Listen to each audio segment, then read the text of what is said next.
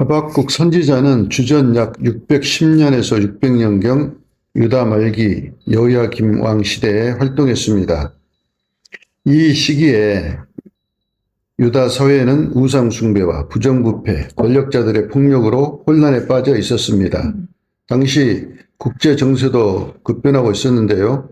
BC 612년에 바벨론이 아수르의 수도 니누에를 정복한 이후 바벨론은 중근동을 지배하는 새로운 제국으로 떠오릅니다.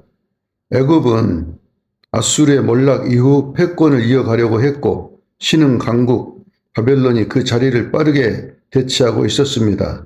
주전 605년 갈그미스 전투에서 바벨론이 애굽을 꺾으면서 유다 역시 바벨론의 압박 아래 놓이게 됩니다.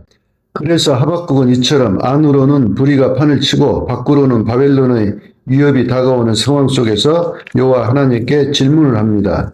이제 오늘 하박국 전체를 한번 볼 겁니다. 첫 번째 질문 1장 2절 여호와여 내가 부르짖어도 주께서 듣지 아니하시니 어느 때까지리이까 내가 강포로 말미암아 외쳐도 주께서 구원하지 아니하시나이다. 어찌하여 내게 죄악을 보게 하시며 표역을 눈으로 보게 하시나이까. 겁탈과 강포가 내 앞에 있고 변론과 분쟁이 일어났나이다. 이러므로 율법이 해이하고 정의가 전혀 시행되지 못하오니 이는 악인이 의인을 애워쌌으므로 정의가 굳게 행하여 짐이니이다. 이렇게 질문했습니다. 그런데 이런 질문들이 구약성경에는 여러 번 나옵니다. 예레미야서 12장 1절 여호와여 내가 주께 질문하옵나니 악한 자의 길이 형통하며 반역자가 다 평안함은 무슨 까닭이니까. 주께서 그들을 심으심으로 그들이 뿌리가 박히고 장성하여 열매를 맺었거늘 그들의 입은 주께 가까우나 그들의 마음은 머니이다. 말하자면 예레미야가 질문을 한 것입니다. 하나님 왜 악한 자들이 다 평안합니까? 그들도 물론 하나님께서 심으시고 하나님께서 열매를 맺게 하신 이스라엘 백성들인데 그들은 사실 입술로만 경건을 말하는 형식뿐인 신앙을 가지고 하나님을 이용하는 자들입니다. 그런데 그들의 길이 왜 형통합니까? 고난의 길이 되어야 하지 않습니까? 라는 질문입니다. 하박국 선지자가 똑같은 마음을 가진 겁니다. 시편 73편 1절 아삽의 시인데요. 하나님이 참으로 이스라엘 중 마음이 정결한 자에게 선을 행하시나 나는 거의 넘어질 뻔하였고 나의 걸음이 미끄러질 뻔하였으니 이는 내가 악인의 형통함을 보고 오만한 자를 질투하였음이로다. 그들은 죽을 때도 고통이 없고 그 힘이 강건하며 사람들이 당하는 고난이 그들에게는 없고 사람들이 당하는 재앙도 그들에게는 없나니 볼지어다 이들은 악인들이라도 항상 평안하고 재물은 더 불어나도다. 내가 내 마음을 깨끗게 하며 내 손을 씻어 무죄하다 한 것이 실로 헛되도다. 나는 종일 재난을 당하며 아침마다 징벌을 받았도다. 이처럼 이 악인의 형통을 이렇게 질투를 하였고요. 그들을 볼 때 내가 마음을 깨끗게 하고 죄 없이 살아와야 무슨 소용이 있냐라는 회의감이 들었고 또 그들은 평안하고 재난도 안 당하는데 나는 오히려 재난과 징벌 속에 있다고 탄식하는 말입니다. 왜 선하시고 공의로우신 하나님께서 악인들을 복을 주시고 오히려 하나님을 진실로 섬기고자 하는 나에게는 고난을 주시느냐는 이러한 질문입니다.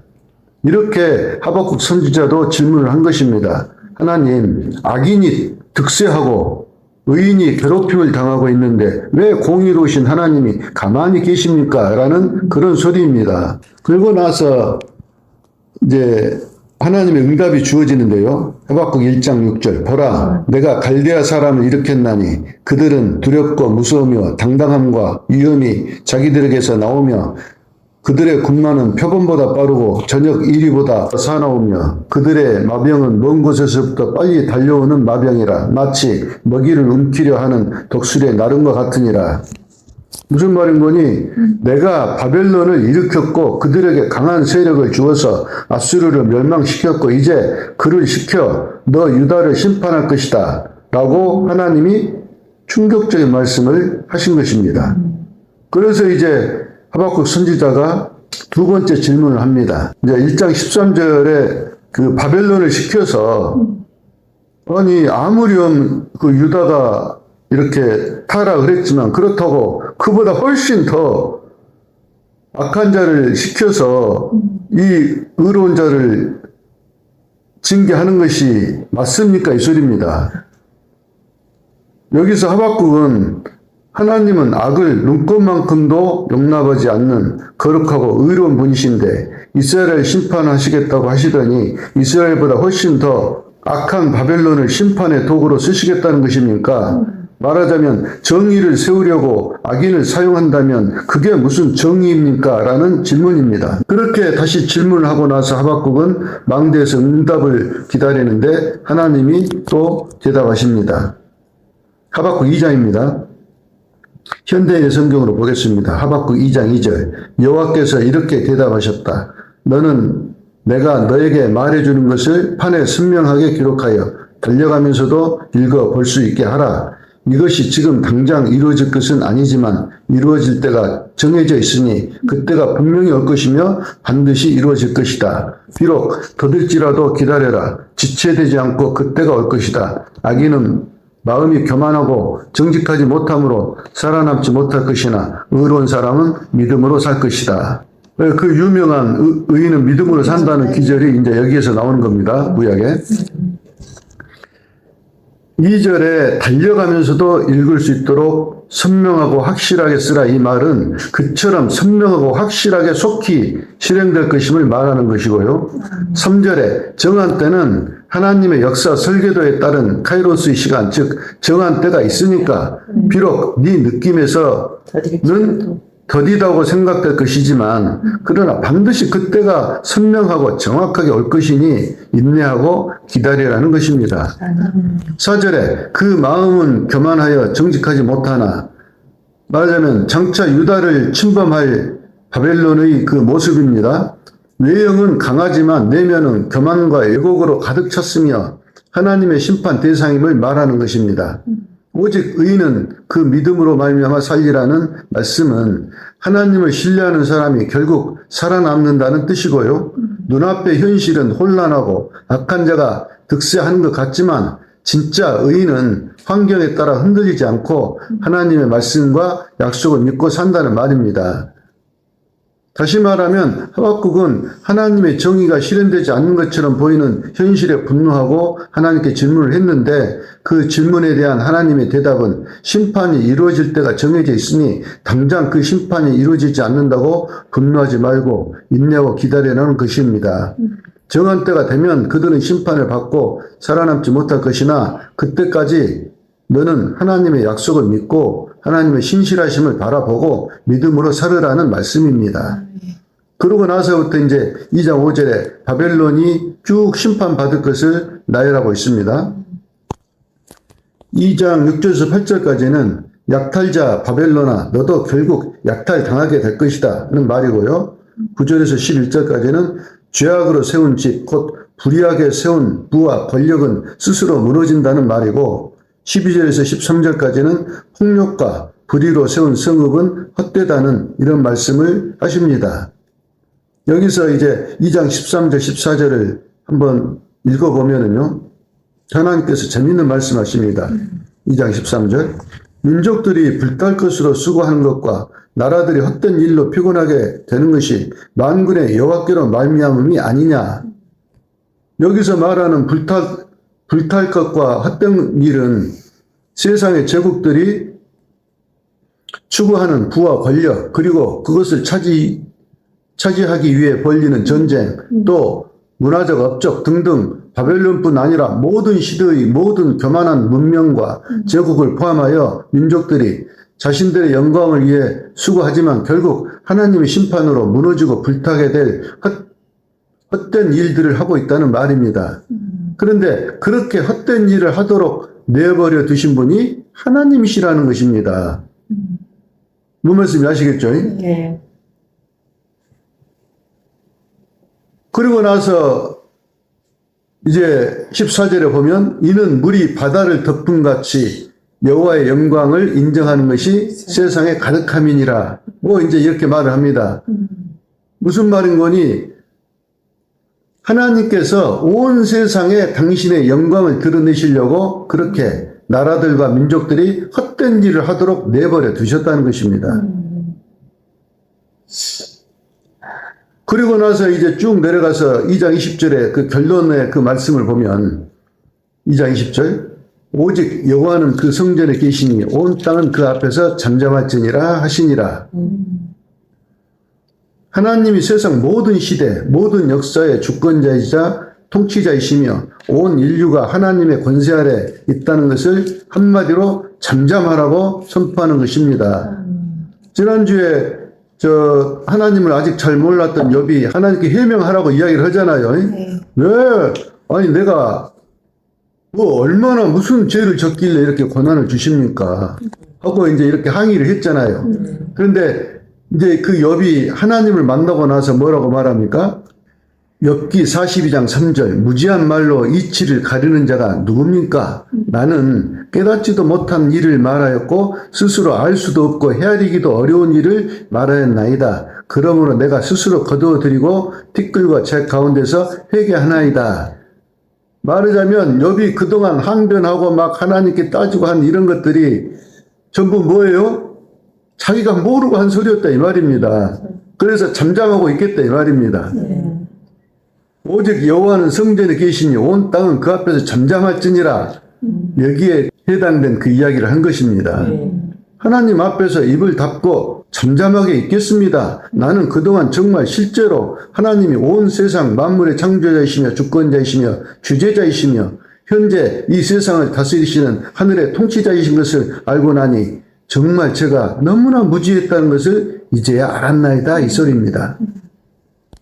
그처럼 오늘 본문 3장에 가면 하박국 선지자도 하나님의 그 주권과 뜻을 알고 나서 입을 닫아야 하는데 닫지 않고 이제 하박국은 입을 벌려서 하나님을 찬양하고 기도합니다. 하박국 3장 17절 우리가 다 아는 그 기절입니다. 예.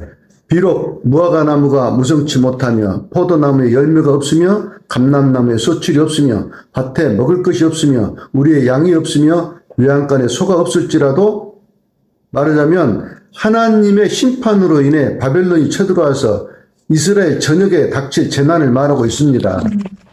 바벨론이 쳐들어왔어 이제 그래갖고 어쩝니까? 유다를 초토화시켜버린 거예요.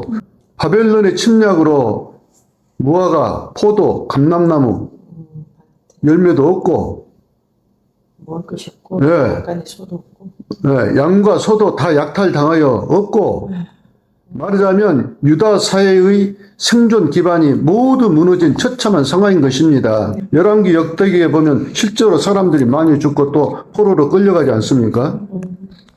그 상황을 한번 보겠습니다. 역대하서 36장 17절 하나님이 갈대아 왕의 손에 바벨론입니다. 그들을 유다입니다. 다 넘기심에 그가 와서 바벨론이의 그들의 성전에서 칼로 청년들을 죽이며 청년 남녀와 노인과 병약한 사람을 국률이 여기지 아니하였으며 또 하나님의 전의 대소 그릇들과 여호와의 전의 보물과 왕과 방백들의 보물을 다 바벨론으로 가져가고 또 하나님의 전을 불사르며 예루살렘 성벽을 헐며 그들의 모든 궁실을 불사르며 그들의 모든 귀한 그릇들을 부수고 칼에서 살아남은 자를 그가 바벨론으로 사로잡아 가매 무리가 거기서 갈대아 왕과 그의 자손의 노예가 되어 바사국이 통치할 때까지 이르니라.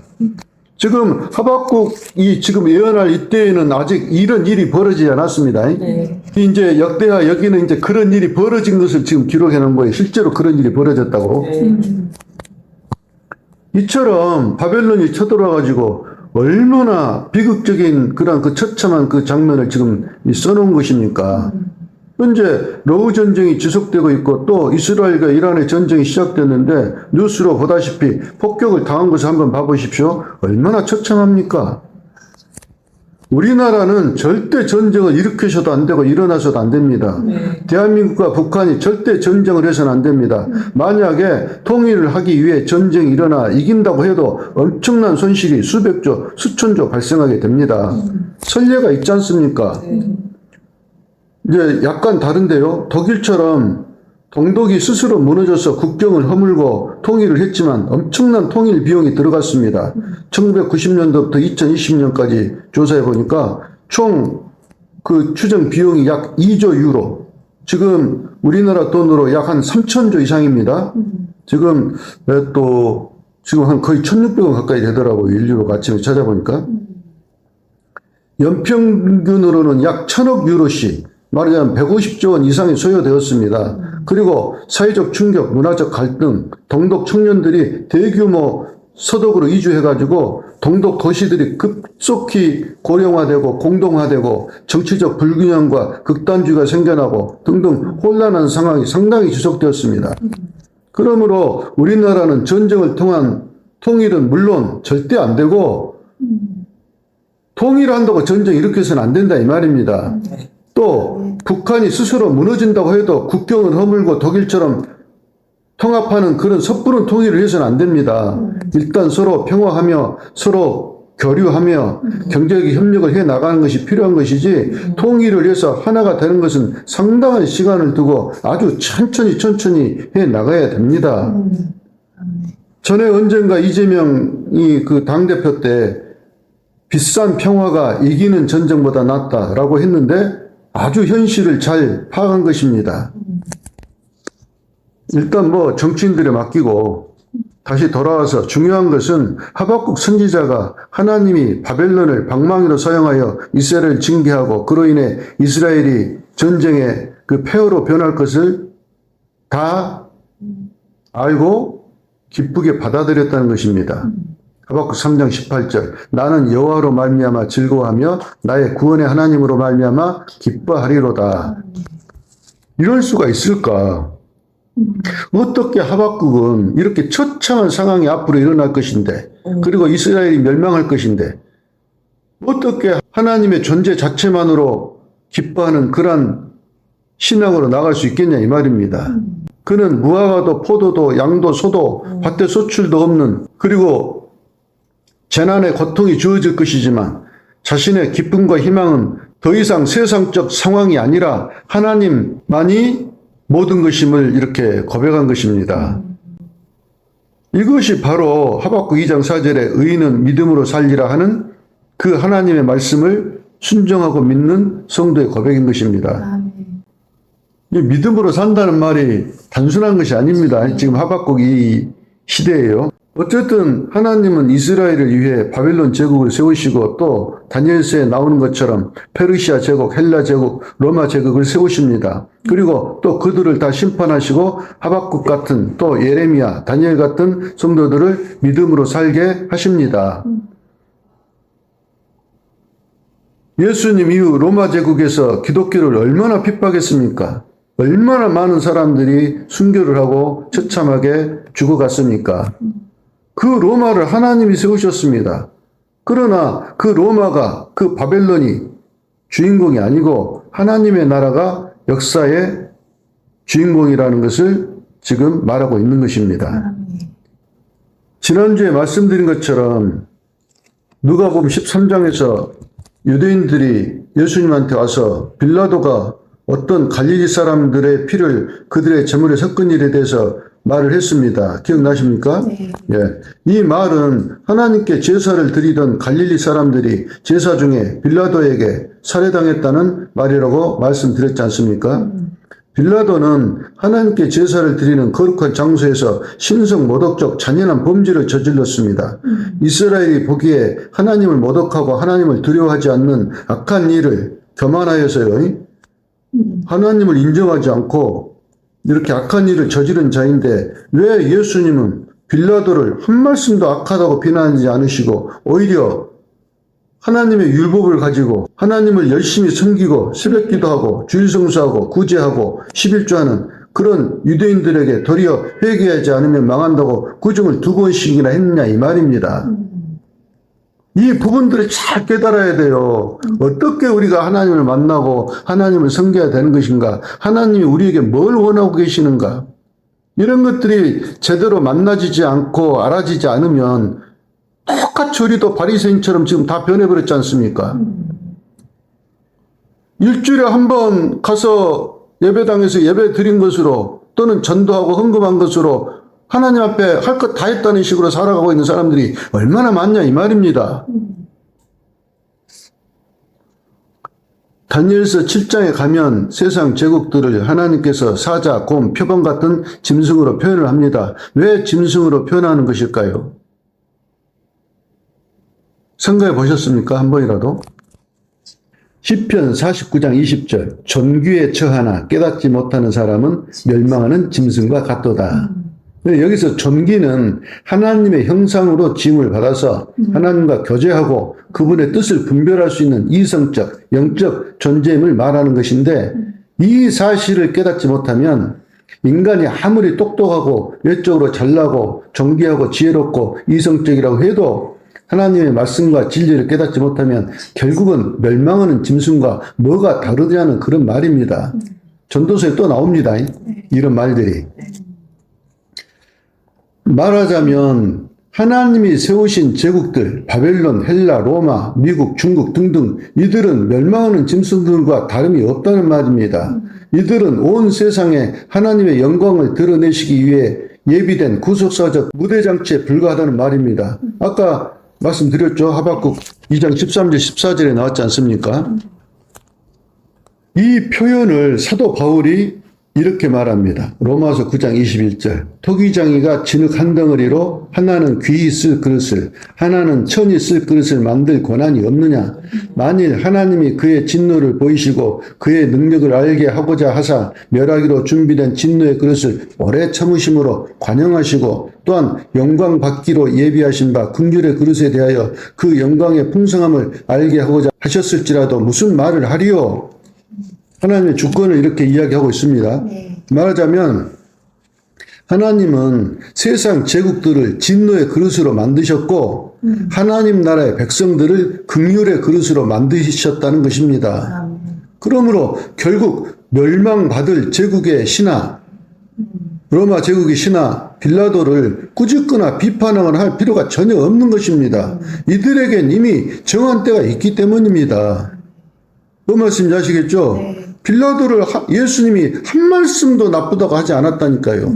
나중에 만나서도 빌라도가 예수님을 십자가에 못 박으러 명하잖아요. 그런데도 예수님 가만히 계셔요. 한 말씀도 야, 이 나쁜 놈아 이렇게 말하지 않으셨다니까요. 예수님은 줄곧 계속해서 바리새인 사두개인 이 유대 지도자들한테만 계속 너희들 회개하라고 나쁘다고 잘못됐다고 외식하는 자들이라고 이렇게 꾸중을 하시고 비난하시고 그런 장면들만 성경에 거의 나옵니다. 예수님이 다른 사람들은 전혀 꾸중하고 이런 일이 없어요. 믿음 좋다고 칭찬하고 이러셨는데 이 사람들 하나님을 믿는다 하면서 외식하는 자들만 하나님이 엄청 꾸짖었다 이 말입니다. 이런 부분들을 우리가 잘 깨달아야 된다니까요. 알파요 오메가이신 하나님은 세상 끝날까지 세상 사람들의 세상 나라들의 흥망성쇠를 다 정해놓고 그 속에서 하나님 나라 백성들을 길러내시는 것입니다. 이 하나님의 세상 경영을 반드시 이해해야 합니다. 그래야 하박국 선지자와 같은 찬송이 나오는 것입니다. 대한민국, 일본, 미국, 중국, 러시아, 북한 등등 모든 세상 나라들이 다 하나님의 영광을 드러내는 무대, 배경장치로 부름받고 있는 것입니다. 안 믿어지시죠? 할렐루야. 이걸 믿어지면 정말 큰 은혜예요. 의인은 믿음으로 산다는 이 말씀을 깨달은 하박국은 더 이상 바벨론을, 중국을, 북한을, 공산당 빨갱이들을 욕하거나 나쁜 놈이라고 비난하지 않습니다. 하나님이 누구신지, 어떤 분이신지, 무슨 일을 하고 계신지를 알게 된 하박국은 지난주에 욥처럼 신앙이 하나님 중심으로 완전히 업그레이드 되었습니다. 하박국은 현실 속에서 악한 자가 득세하고 의인이 핍박을 받는 환경 속에서도 하나님이 일을 하고 계신다는 것을 알게 된 것입니다. 지금 하나님이 일하고 계신다는 이것이 믿어져야 됩니다. 우리 삶 속에서.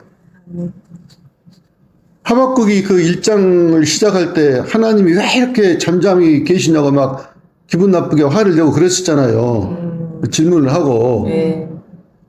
그런데 사실은 하나님이 일을 하고 계셨다는 것을 하박국이 알게 된 것입니다.